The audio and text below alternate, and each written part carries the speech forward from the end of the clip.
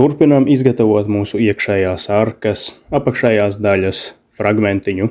Par cik detaļa ir ļoti vienkārša, mēs viņu varam ļoti elementāri uztaisīt, izlocīt ar mūsu pirkstiem.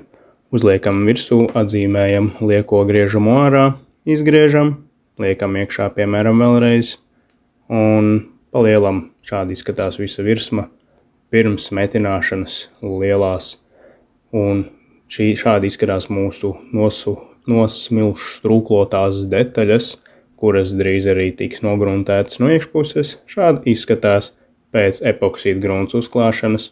Arī šeit ir uzklāta metināmā grunts pirms metināšanas iekšā, jo pēc tam mēs to vairs netiksim klāt izdarīt. Redz, kur vēl šo te vietu mums vajag atjaunot, izslīpējam ārā visas metinājuma vietas, izdauzam ārā detaļas, kuras ir rūsas, skartas un bojātas. Arī viņas uztaisīsim no jauna un iemetināsim iekšā. Šādi izskatās virsma pēc viena slāņa noņemšanas. Ņemsim arī ārā šo te fragmentu no otras puses, jo tas arī ir pilnībā korozijas bojāts. Griežam viņu ārā, izmantojot griezēju disku.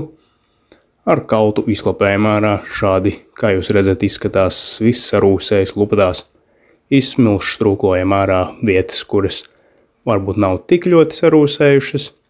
Un turpinājumā izgatavojam šīs detaļas un metinam visu iekšā.